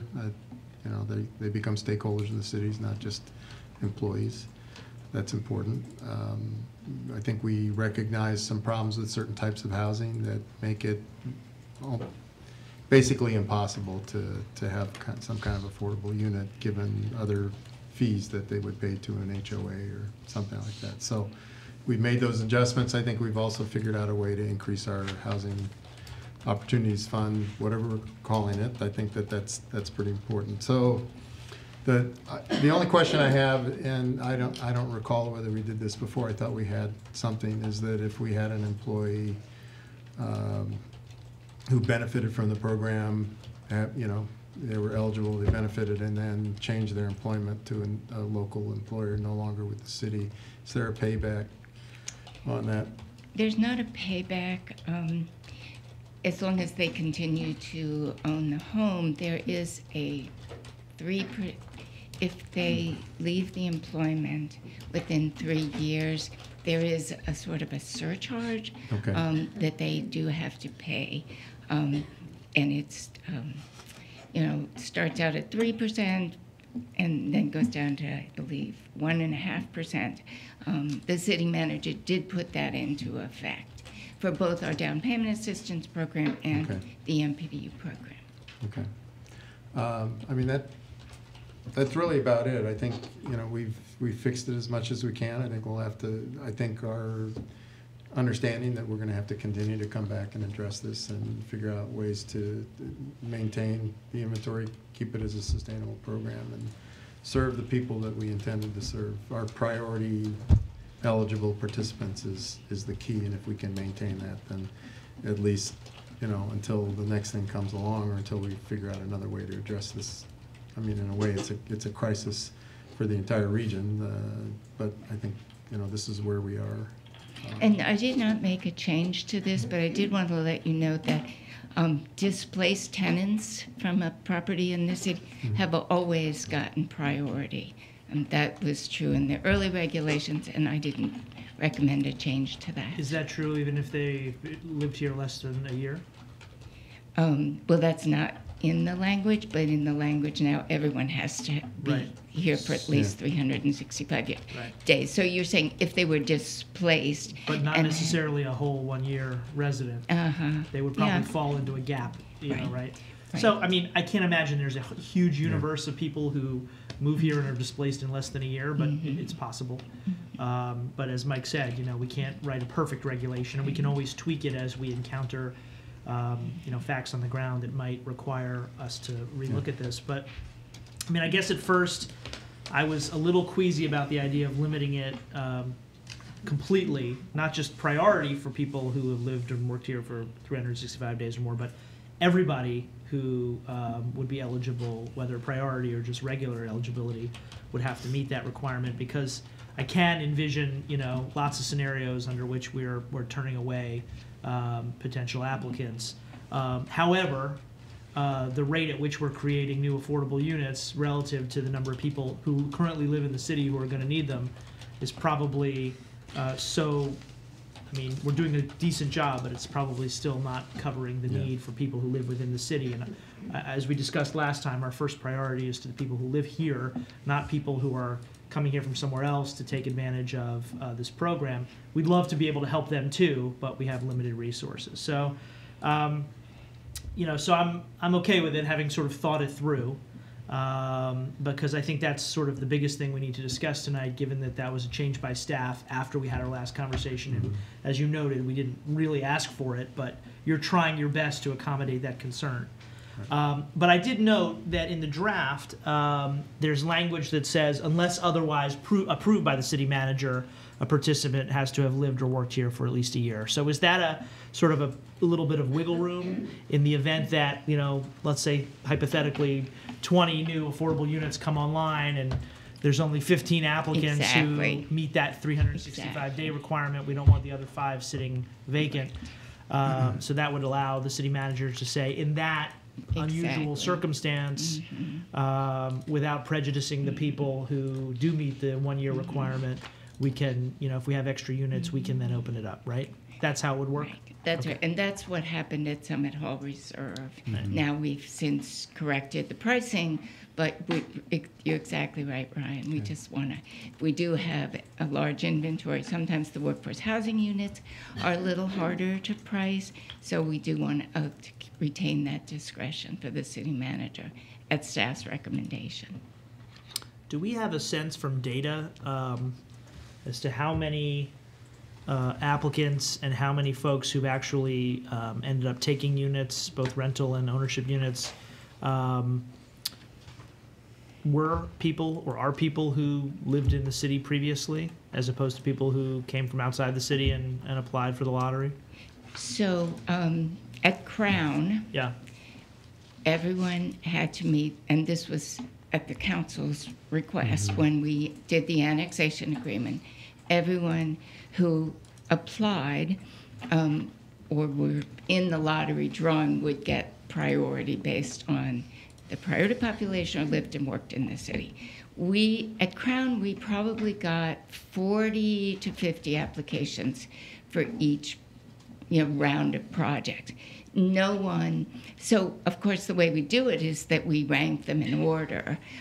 No one, you know, who was ranked lower by virtue of not meeting that requirement got a unit. Now at Summit Hall Reserve, because those 6 MPDUs and 6 workforce housing units were much more difficult to serve, quite a few of them were not city residents. Interesting. Okay. Thank you. I also had a question about the lottery. How, can you tell me a little bit more about how the participants are identified and what the process involves? Yeah, sure. So anyone can apply, regardless of status. We prioritize based on priority, and then following that based upon date of receipt of application. When the property asks us for a call of, for the list of the names, we ask another staff member, someone in finance, to actually conduct the drawing. So they draw the names. We use just identifying numbers. Oh, so you do use numbers, We not only names. use numbers, Okay, right. because that wasn't clear. So then, again, we send to the property the list of all the names. If it's 40 names, we send them 40 names, the contact information. They reach out. The lottery holder has something like 36 hours to respond, and then a week to actually decide if they are going to sign a contract. If they decide not to, then the next name is contacted. And how are the lotteries advertised to the community? Well, we do it on our website. Mostly we do it on our website. People check our website all the time to see it. If you went on our website right now, it would say, the city is not currently taking MPDU applications because we don't have any units available. Okay. We post on our website both for an initial sale and a resale. If we have a resale, that also goes on our website. Okay, and is it also included in our newsletters? Yes. As they become available? Yes, Okay. when we have availability. Okay, thank you. Any other questions, or would someone like to? I guess move the other new resolution? component was the issue on eligibility by age or housing for the elderly issue. So that, that's a big section that was added. I think that we didn't have a lot of that. We didn't have an extensive section on that before, correct? We didn't have any section on housing. That's a brand new section. So I think it recognizes the need for that demographic in terms of affordable housing because of fixed incomes or limited incomes, et cetera. So I think, so that and was... the tiers of services. Right. Yeah. Would you like to move the resolution? I'll move the resolution. Second. All those in favor, please say aye. Aye. Aye. Any opposed? Okay, carries 4-0. Thank you very much, Louise. Thank you. Good work. We're moving on to staff guidance, and we have Michelle Potter and Dennis Enslinger to talk to us about the building at Consumer Product Safety Commission Park. Thank Not you. to say that we've named this yet, but I'm just calling it that for short. Again, good evening. It's a park site, We formerly prepared referred to a short PowerPoint presentation for you. Yep.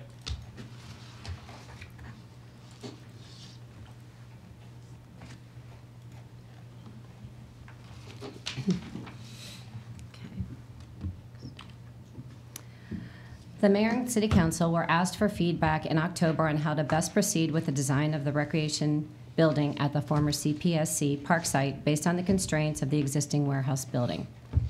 The general consensus of the Mayor and Council was to demolish the existing building and have the park design incorporate a future building site closer to the entrance roadway. Deputy City Manager Enslinger sent an email on February 13th to inform you that during a recent design meeting, the Department of Parks, Recreation, and Culture recommended that a future additional recreation facility be eliminated from the plan. In addition to the structural limitations and the high price tag of renovating the existing warehouse and/or designing and constructing a new facility, staff is here tonight to present justification on this recommendation. As we were developing our FY20 budget, in tandem, reviewing the latest architectural park drawings, we began to rethink a future building on the site as we attempt to be fiscally responsible, trying to control costs as much as we can, not only in our Department of Parks, Recreation, and Culture, but across the city. One of the greatest concerns is as minimum wage continues to increase to $15 per hour, this impacts our department greatly. This year, the impact is projected to be $58,000. In FY20, we are forecasting the amount of $69,000. This, along with other annual operating costs across the city, was the paradigm shift in our thinking.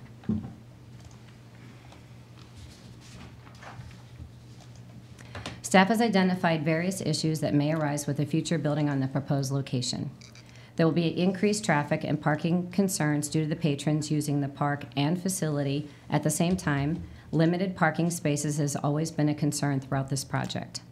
The adjacent property owners voiced their concerns over the aesthetics and noise generation close to their properties. If you recall, during the open house and the mayor and council meetings, residents who live near the current warehouse wanted a new building located on the other side of the park. Those residents spoke up that they were unhappy about that, about having a proposed building near them where one does not currently exist. Due to the flat topography on the new proposed site, neighbors raised concerns over the height and size of the building in close proximity to their homes. If the building were phased in and constructed after the park, there are security issues of access to heavy equipment during construction, and the park may be potentially closed during the construction.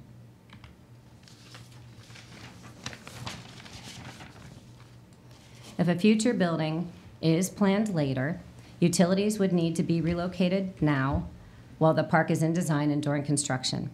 A primary issue is the gas line, as it is located on the far right of the property, and the building is projected to be on the opposite side of the park in the far left corner.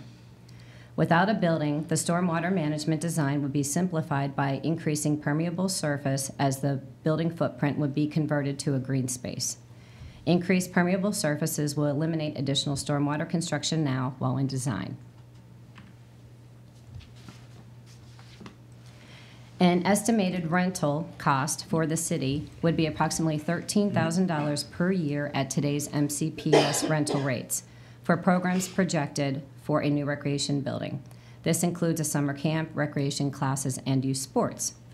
Furthermore, MCPS is responsible for contract cleaning, utilities, repairs, and maintenance, and future renovations.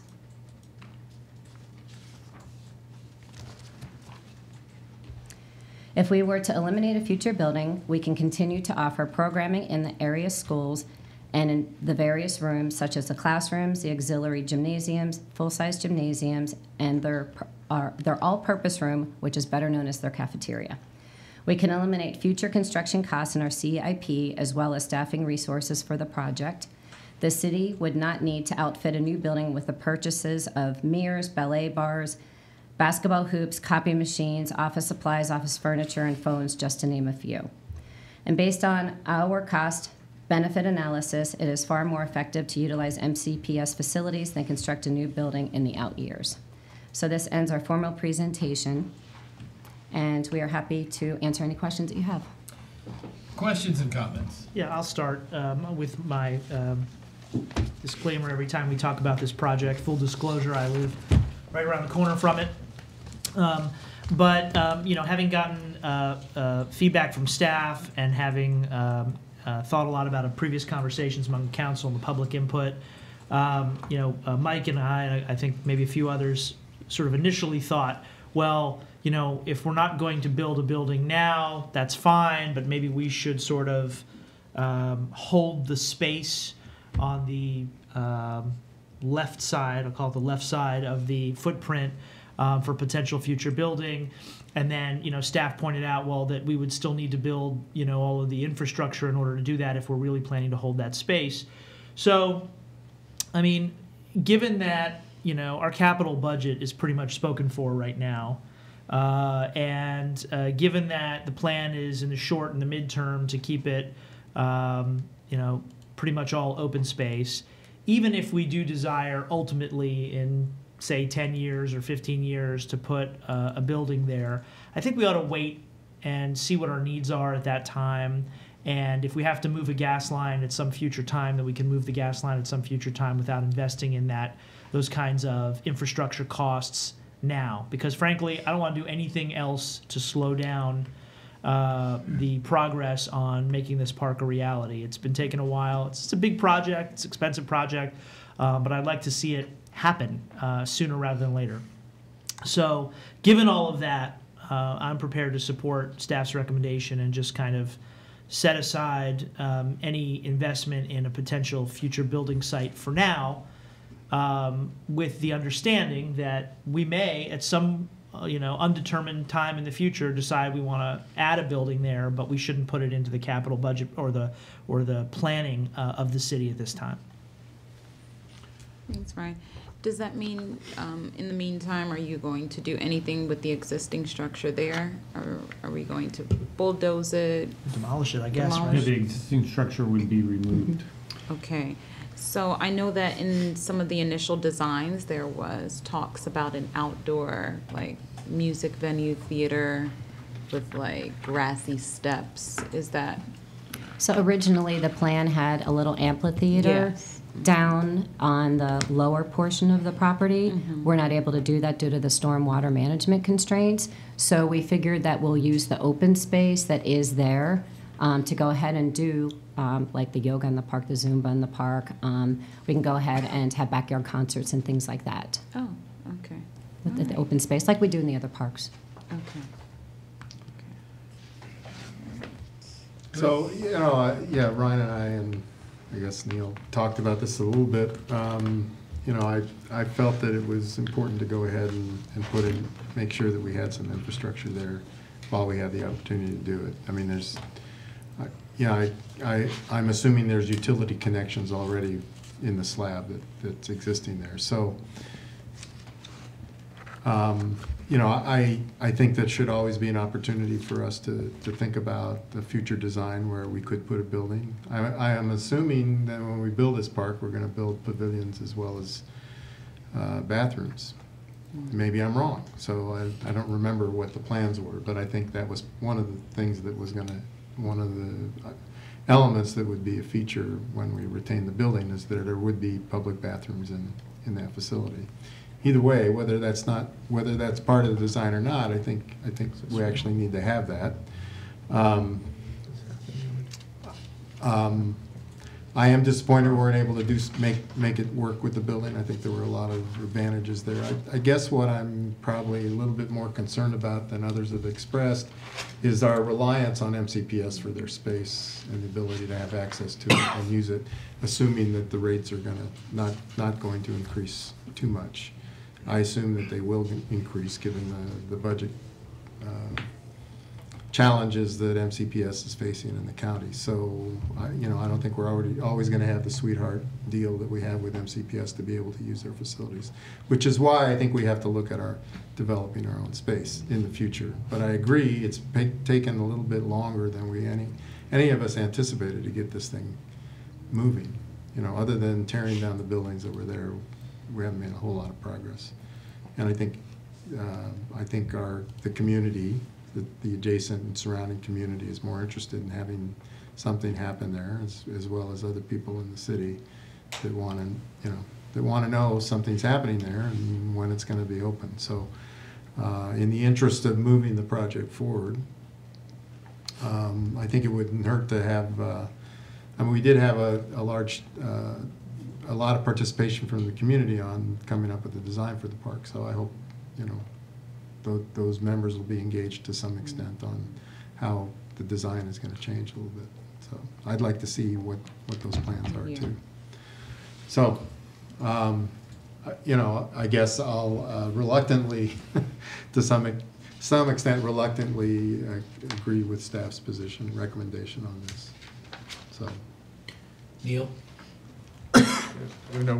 We did, as Mike said, we've had this discussion already, and went through the pros and cons of what to do at the building. I mean, at the end of the day, the building turned out to not be as usable as was originally hoped, and the cost of renting space from MCPS is far less than the alternative. So it seems like the way to go. All right. Do you feel guided? Guided. I do. Thank you. Thank you. Excellent. Lynn, Nothing further this evening. any other staff? don't forget to vote for Constitution Garden. We've got to make the Final Four. Exactly. As I mentioned, next week's work session, Monday, March 25th, will be a discussion on short-term rentals. Next regular session of the Mayor and Council will be Monday, April 1st. Until next time, let's do great things, Gaithersburg. We are adjourned.